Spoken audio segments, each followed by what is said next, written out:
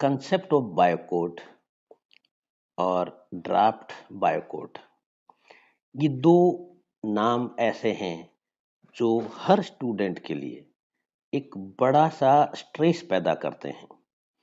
क्यों करते हैं? क्योंकि जब इसको हम पढ़ते हैं तो अलग अलग चीजें नजर आती हैं। एक आईसीबीएन नजर आता है, एक आईसीजेडएन नजर आता है, और बड़ी बात कि ये चूंकि नया टॉपिक है और बहुत सारी बुक्स में ये है ही नहीं, और अधिकांश सिलेबस में ये रखा हुआ है। इवन कुछ यूनिवर्सिटीज के बीएससी के सिलेबस में भी रखा हुआ है, कुछ के एमएससी जनरल पेपर में है और कुछ के स्पेशल पेपर में है। समझते हैं कि ये बायोकोड क्या है और ड्राफ्ट बायोकोड क्या है।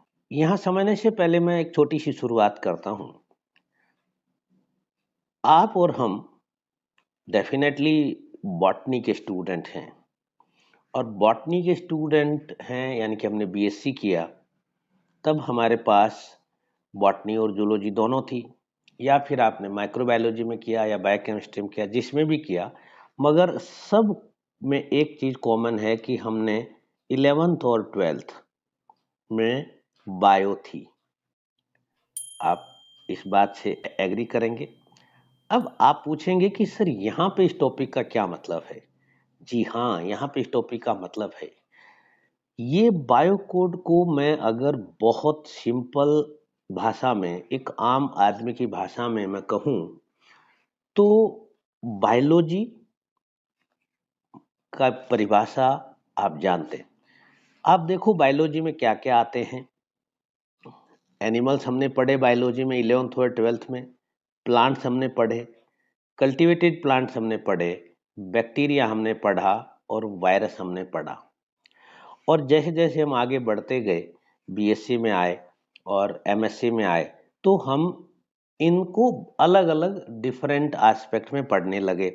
जैसे कि पहले बॉटनी और जूलॉजी अलग अलग हो गया, फिर बॉटनी होने के बाद स्पेशल पेपर अलग अलग हो गए। इसी प्रकार से किसी ने माइक्रोबायोलॉजी में चला गया और कुछ एग्रीकल्चर में शिफ्ट हो गए। ये जो अलग अलग चीजें हुई, और होने के बाद जो एमएससी बॉटनी यानी कि जो बॉटनिस्ट थे, उन्होंने अपना आईसीबीएन बना लिया, ठीक है, और जो जूलॉजी के थे उन्होंने अपना आईसीजेडएन बना लिया। इसी प्रकार से कल्टीवेटेड वालों ने भी किया, बैक्टीरिया का भी है और वायरस का भी है। मींस ये जो पांचों चीजें हैं, इनके अलग अलग नोमेनक्लेचर के कॉन्स्टिट्यूशन हैं। एग्री? बिल्कुल एग्री हैं कि एनिमल्स का आईसीजेडएन, प्लांट्स का आईसीबीएन, कल्टीवार का आईसीएनसीपी, बैक्टीरिया का बैक्टीरियोलॉजिकल कोड और वायरस का वायरोलॉजी कोड। ओके, अब साइंटिस्ट ने क्या किया कि इन सब को मिला दिया वापस, और इस तरह से बनाया कि हम सबको एक साथ पढ़े, यानी कि इन पांचों को एक छत्ते के नीचे, एक अम्ब्रेला के नीचे लाने का प्रयास किया गया। यही है बायोकोड। जी हाँ, बिल्कुल यही है बायोकोड। बायोमेट्रिक मशीन आई थी, तब एक हमारे साथी थे जो स्कूल में पढ़ते थे 5वीं क्लास तक, और हमने कहा कि हमें अंगूठा लगाना है, तो बड़े हंसने लगे कि यार तुमने इतना पढ़ाई कर ली, अब भी तुम अंगूठा लगाते हो। अंगूठा तो हम भी लगाते हैं। तो बिल्कुल वैसी चीज, यानी कैसे समझो कि ये जो हमारा 11th और 12th का जो हमारा जो माइंड सेट था, उस माइंड सेट का जो ओरिजिनल कंसेप्ट ये था कि हम सब कुछ एक साथ पढ़ें, उसी चीज को शामिल किया गया है बायोकोड के अंदर। जी हाँ, नमस्कार, मैं doctor Praveen Mohil, assistant professor, department of botany, university of Rajasthan, Jaipur. रूबरू हूँ आपसे एक इंटरेस्टिंग से टॉपिक के साथ, जिसका नाम है कंसेप्ट ऑफ बायोकोड। ये मेरे बारे में है, it's about me and useful for BSc. और ये इस टॉपिक को मैंने इस तरह से तैयार किया है कि आप जहाँ कहीं भी हैं, इवन कंपटीशन में हैं तो भी आपकी मदद करेगा, और आप एकेडमिक डिग्री में हैं तो भी आपकी मदद करेगा। हाँ, इसके स्क्रीनशॉट लेके और आप इसके नोट्स बना सकते हैं।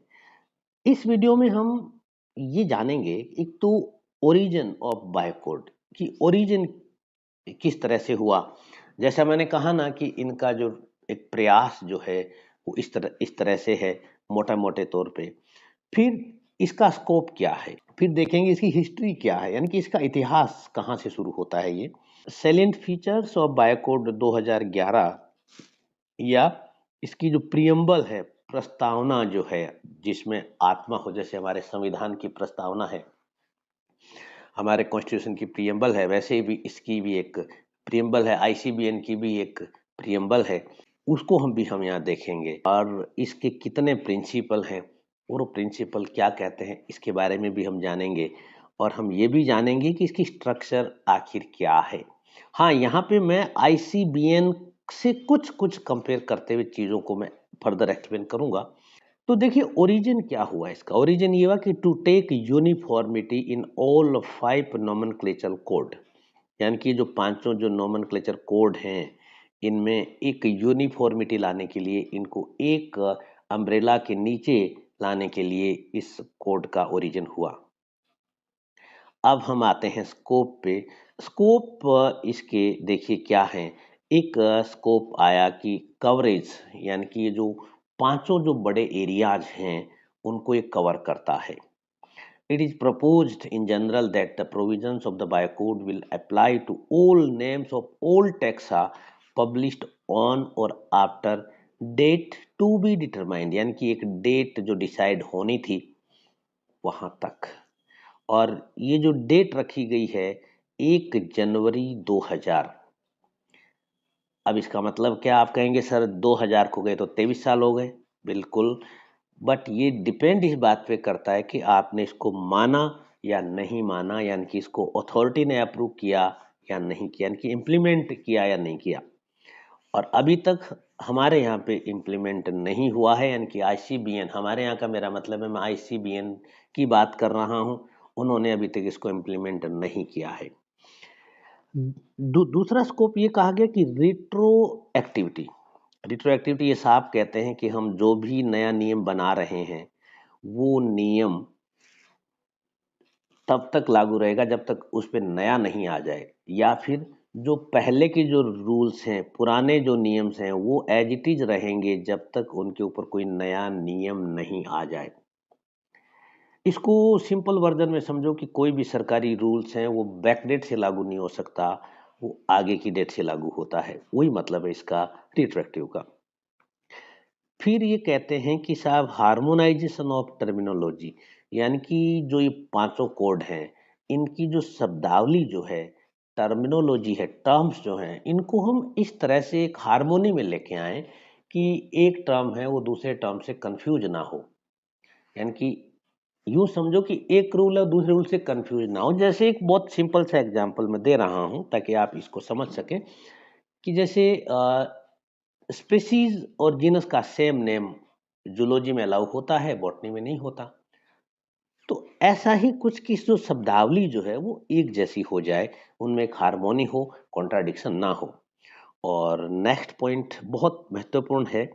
ये कहते हैं कि साहब relationship to the codes covering virus and cultivated plant, यानी कि हम जो बॉटनी और जूलॉजी यानी कि प्लांट्स और एनिमल के जो कोड हैं उनको हम वायरस और कल्टीवेटेड प्लांट्स के कोड के साथ भी हम रिलेशनशिप दें, क्योंकि कल्टीवेटेड प्लांट्स के जो रूल्स हैं वो काफ़ी कुछ अलग हैं और वायरस के जो रूल्स हैं वो काफ़ी कुछ अलग हैं।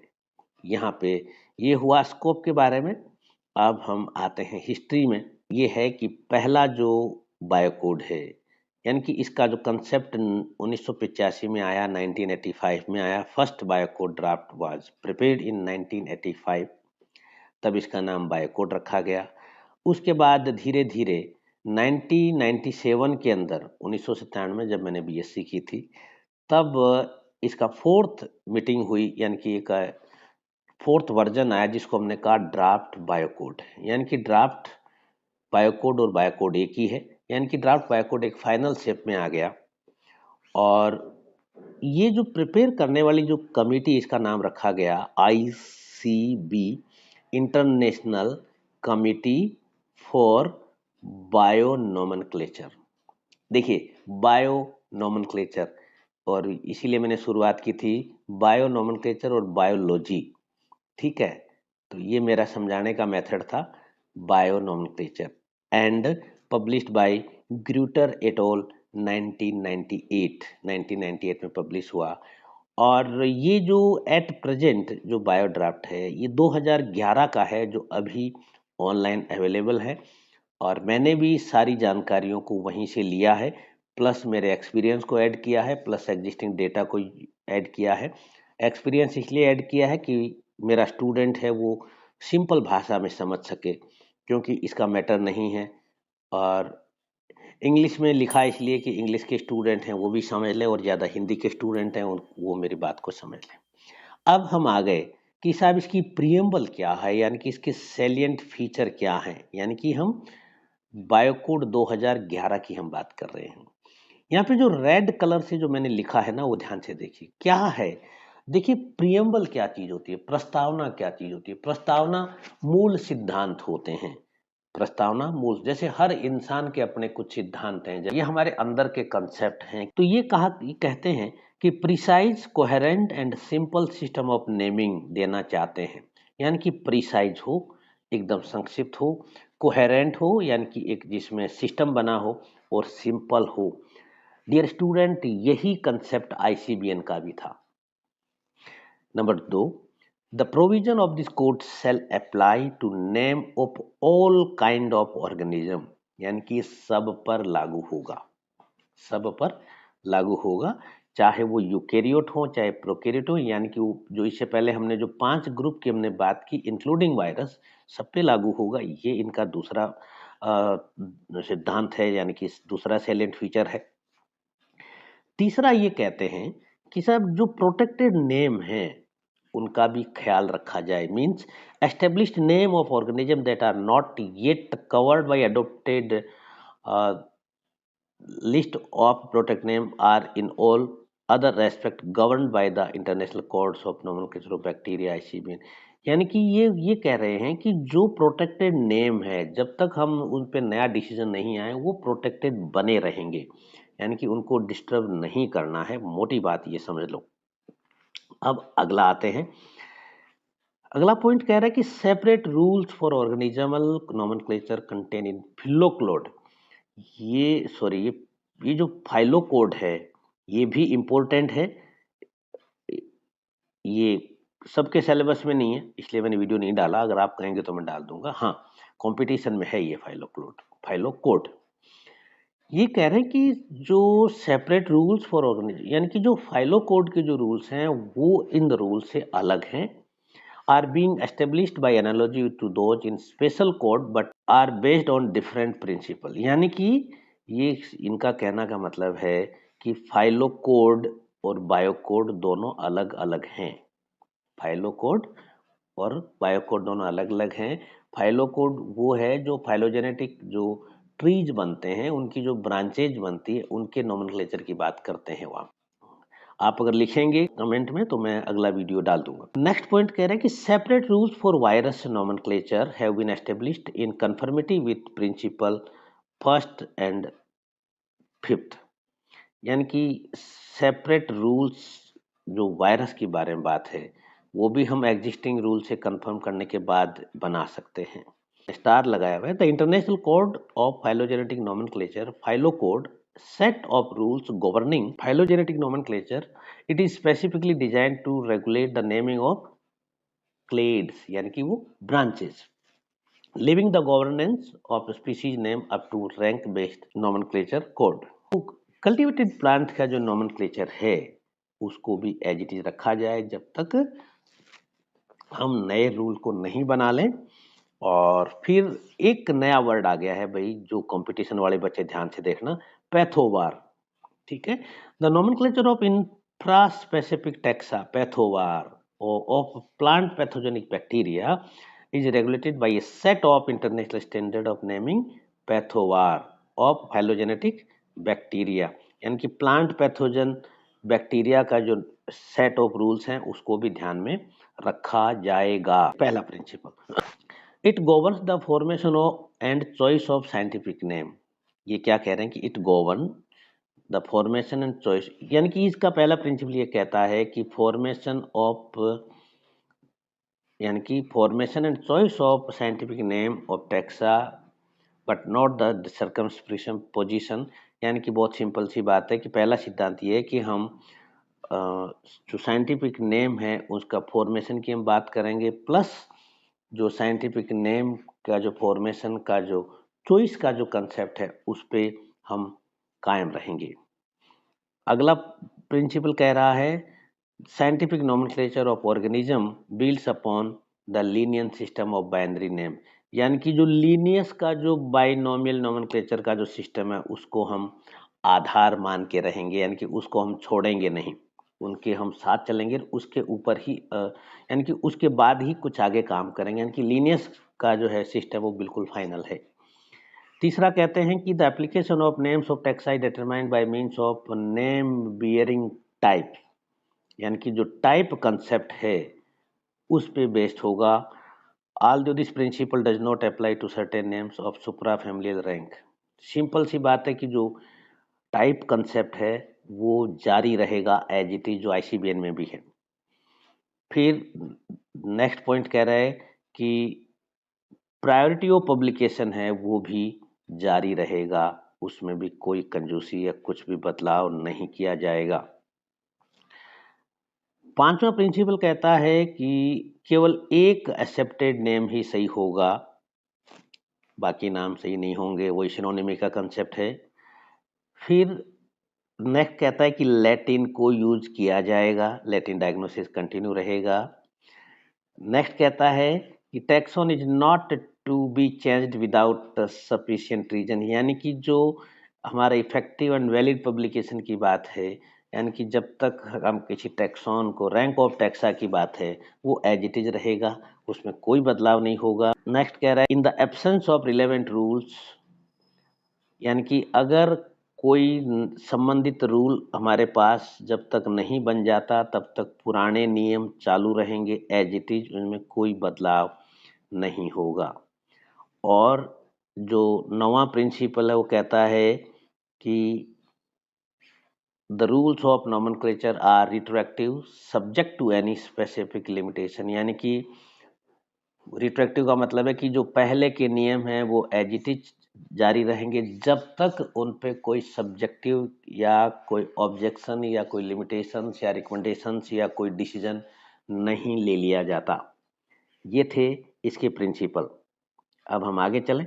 ये स्ट्रक्चर आ गई, स्ट्रक्चर बिल्कुल वैसा ही है जैसा आईसीबीएन का था। यहाँ पे 3 डिवीजन है। डिवीजन फर्स्ट में बात करते हैं प्रिंसिपल्स के बारे में बताया गया है जो 9 प्रिंसिपल हैं। डिवीजन सेकंड बात करता है रूल्स एंड रेगुलेशन की बात होती है, यानी कि रूल्स एंड रिकमेंडेशन।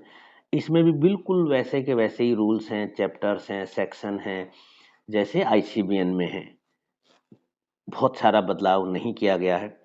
और जो डिवीजन थर्ड है जो अथॉरिटी है, यानी कि जो इनका जो एडमिनिस्ट्रेटिव वर्क है, यानी कि मीटिंग कब होगी, जो रूल्स बदलाव होगा वो किस प्रकार होगा, रूल्स पे जो रिकमेंडेशंस आएंगी उस पे किस प्रकार से वोटिंग होगी, अगली जो मीटिंग है वो कहाँ होगी, कौन मैनेज करेगा, तमाम तरह की चीज़ें इस अथॉरिटी सेक्शन में मेंटेन की जाती है। हाँ, आपका अभी तक कोई भी डाउट हो तो आप मुझे लिख भेजें कमेंट में या फिर मुझे मेल कर दें, मुझे अच्छा लगेगा आंसर देते हुए। और प्लीज़ वीडियो अच्छा लगा हो तो लाइक कीजिएगा, शेयर भी कीजिएगा और सब्सक्राइब भी कीजिएगा। Thank you.